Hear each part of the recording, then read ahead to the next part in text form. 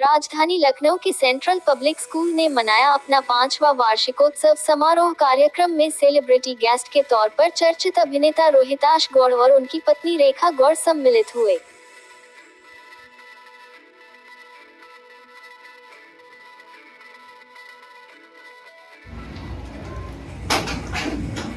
मैं यही कहना चाहूँगा कि अगर मेरे आगमन से स्टूडेंट्स को कुछ प्रेरणा मिलती है और मिली है तो ये मेरे लिए बहुत सौभाग्य की बात है। मैं लखनऊ यूँ तो पहली दूसरी तीसरी बार आया हूँ। एक बार हम भाभी जी घर की पूरी टीम के साथ यहाँ आए थे जब हमने स्टेज पर स्किट भी प्रेजेंट किया था। उसके बाद ये दूसरा मौका है और ख़ासकर स्कूलों में जाना हमारे लिए ये और भी बेहतर बात है, क्योंकि हम अपने एक तरह के हम इसको एक मिशन के तौर पर लेते हैं। मैं और रेखा, हमारे लिए एक मिशन है बच्चों के बीच में जाना है, उनके साथ मुखातिब होना, उनसे रूबरू होना और उनको नई नई बातें बताना जिससे उनको उनके करियर में फ़ायदा हो। तो ये एक मिशन है जिसके तौर पर मुझे यहाँ आकर बहुत अच्छा और बहुत स्पिरिचुअल महसूस हो रहा है। सर, आज एक सोशल मैसेज पे जैसे कहते हैं कि एसिड सर्वाइवर्स को यहाँ पर मतलब मिल जाएंगे, इनिशिएटिव लिया है स्कूल ने, उसके लिए क्या कहेंगे? क्या लिया इनिशिएटिव? बहुत बड़ी मुहिम है और हमारा तो पूरा सहयोग आप लोगों के साथ है और इस तरह के कार्य होने चाहिए। सिर्फ स्कूल लेवल पर ही नहीं बल्कि नेशनल लेवल पर भी हम लोगों को ये एक बड़े लेवल पर इंटरेक्शन होते रहना चाहिए ताकि हम लोगों को कॉन्फिडेंस दें और जीवन के प्रति एक सकारात्मक दृष्टिकोण अपनाने के लिए उनको प्रेरित करें। ये हमारा फ़र्ज़ बनता है। तो ये बहुत ही ज़बरदस्त और बहुत प्यारा इनिशिएटिव है जिसके लिए मैं बहुत अप्रिशिएट करता हूँ। सर, जैसे ये होता है ना, स्टूडेंट्स होते हैं, यंग जो बॉयज़ एंड गर्ल्स होते हैं, वो रियल लाइफ कैरेक्टर्स बहुत ज़्यादा अट्रैक्ट होते हैं, उसको रोल मॉडल के तौर पे देखने लगते हैं अपना।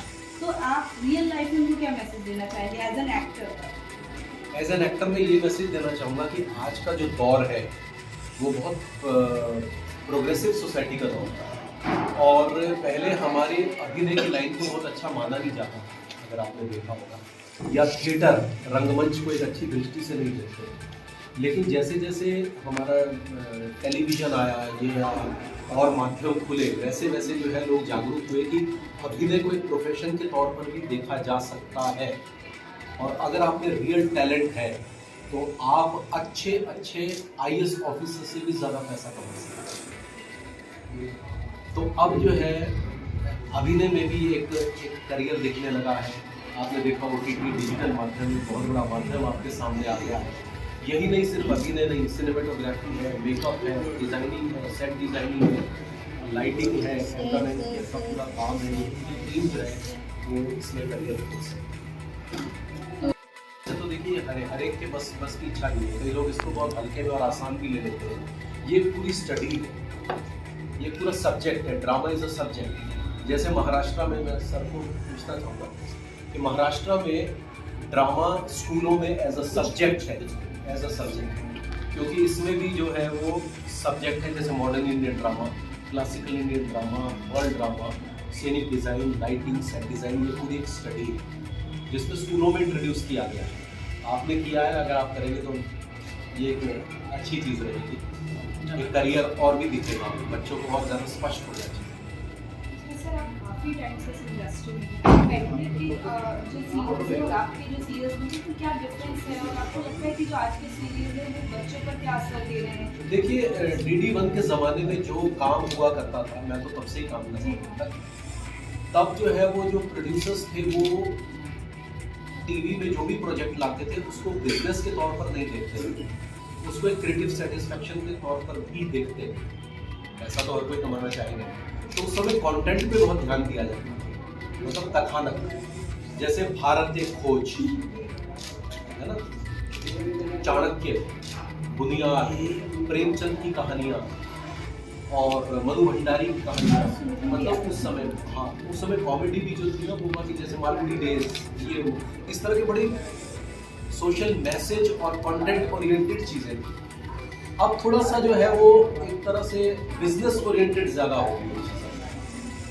बिजनेस ओरिएंटेड इस तरह से कि हम ऑडियंस से TRP कैसे ग्रैब करें। जैसे अगर हम सास बहू का कंटेंट ला रहे हैं तो हम क्या ऐसा हुक पॉइंट डालें, या तो सास को बहू से थप्पड़ लगवा दें, तो अगली बार भी लोग जरूर देखेंगे कि अरे बाप रे थप्पड़ मार दिया, अब आगे देखते हैं क्या होगा। समझ गए? तो इट्स ऑल बिजनेस सर उस समय कंटेंट ओरिएंटेड सिनेमा था, क्योंकि एक तो नंबर 1 ये कॉमेडी है, और दूसरा इसमें थोड़े से मतलब इसका जो कंटेंट है थोड़ा नॉटी कंटेंट है, अगर आपने देखा। और आज के दौर पर लोग नॉटी चीज़ें देखना ज़्यादा पसंद करते हैं। बेसिकली हमने इसे जब स्टार्ट किया था तो हमने इसे एडल्ट कॉमेडी के तौर पर शुरू किया, लेकिन इससे बच्चे पता नहीं कैसे जुड़ गए। बच्चे जुड़ गए अचानक से, और हमें समझ ही नहीं आया कि बच्चे क्यों जुड़ गए, जबकि हमने बच्चों के लिए बनाया नहीं था। तो फिर हमने इसके कंटेंट को माइंड कर दिया। तो एक तो नॉटी कंटेंट होने की वजह से, दूसरा ठेठ कनपुरिया भाषा होने की वजह से, और जो कंटेंट में जो कैरेक्टर्स हैं उनके जो तकिया कलाम है, जैसे जा भुइया के खेत में, अरे पगली, ये जो टिपिकल मोहल्ले में पान वाले की दुकान पर भी बोली जाती है भाषा, वो इस वजह से ये ओटीटी के ज़माने में भी देखा जा रहा है। आज संस्कृति और भारतीय पर्व को भी दिखाने का प्रयास किया जाएगा, तो क्या कहना चाहिए? मेरी बहुत सारी शुभकामनाएं, और मैं देखना चाहूँगा कि क्या इसमें ईजाद की गई चीज़ें नई नई आज के दौर के मुताबिक। और हम लोगों की एक एसोसिएशन है जो मेरे पापा ने 1955 में शिमला में शुरू की थी, सबको बताना चाहूँगा। उसका नाम है ऑल इंडिया आर्टिस्ट एसोसिएशन, जिसके तहत हम drama dance competition festival all over India करते हैं। अगर यहाँ के बच्चे भी वहाँ आएंगे तो ये बहुत तादाद में लोग आते हैं पूरे हिंदुस्तान से। से करियर शुरू किया था, और पहले एमेचर थिएटर किया करते थे, जिसे शौकिया रंगमंच कहते हैं। मेरे पापा ने, जैसे मैंने बताया, एसोसिएशन शुरू की थी, बस तभी से शुरू हुआ। लेकिन मैं इसको प्रोफेशनल स्तर पे अपनाना चाहता था, मैं इसकी स्टडी करना चाहता था। तो मैंने नेशनल स्कूल ऑफ ड्रामा में अप्लाई किया, मेरा 86 में सिलेक्शन हुआ। फिर मैंने 3 साल का बाकायदा इसका एक डिप्लोमा किया एक्टिंग का, और उसके बाद मैंने 4 साल national school of drama repertory company में प्रोफेशनल थिएटर किया, बिल्कुल हार्डकोर प्रोफेशनल थिएटर। तब फिर हम बम्बई गए। ये बहुत लंबी स्टडी और जर्नी रही है, जिसके तहत हम मैम आपसे मैं पूछा स्कूल लाइफ मुझे बहुत अच्छा लगा है, क्योंकि सीरियसली जब भी मैं कोई कॉलेज में जाती हूँ तो मुझे अपना कॉलेज याद आने लगता है, क्योंकि कॉलेज लाइफ बहुत अलग होती है, बहुत फ़नी होती है। तो उसके फ़नी के साथ साथ हमारी स्टडी भी बहुत अच्छे से होती है।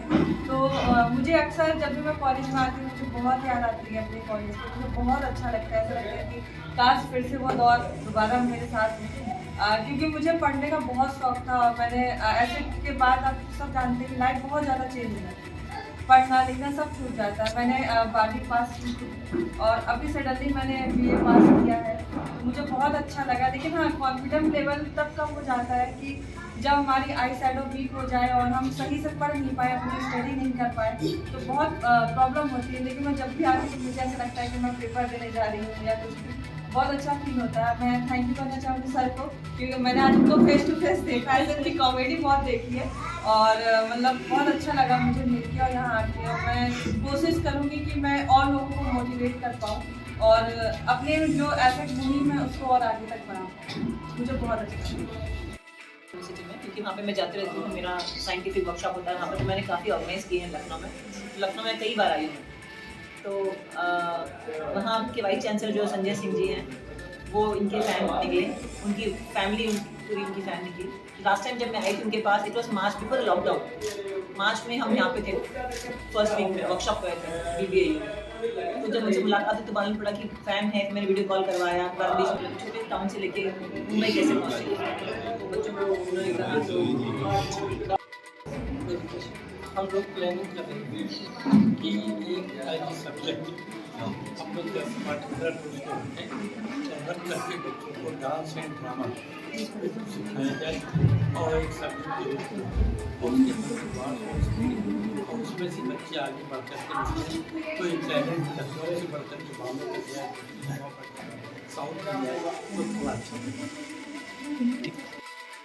स्कूल्स में आके अपना बचपना याद आता है।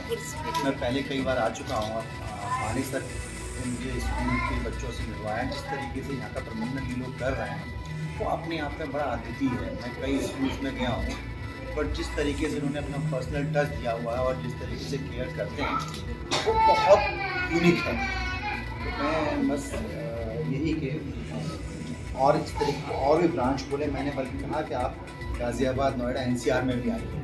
अभी उनको प्रपोजल दिया है तो जल्दी से ये लोग कह रहे हैं कि वहाँ पे खोलेंगे। तो बहुत अच्छा यहाँ पे स्कूल चल रहा है और जिस तरीके से शिक्षा दी जा रही है और डरमा के लिए बोला है कि कुछ नए कोर्सेज स्टार्ट करेंगे, तो वो सब बहुत बढ़िया है। और आपको बहुत बहुत शुभकामनाएं भी हैं कि इस तरीके से आप अपनी उन्नति करते जाएं, तरक्की करते जाएं और संस्थान को आगे बढ़ाएं।